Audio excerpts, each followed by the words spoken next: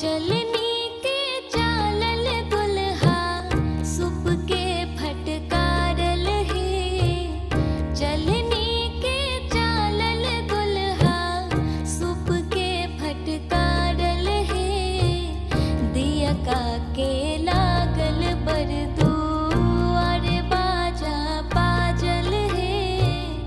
दिया का के लागल बरदू अरे बाजा बाजल है। आवा के पाकल दुल्हा झावा के झारल है। आवा के पाकल दुल्हा झावा के झारल है। गल छुल के दागल बका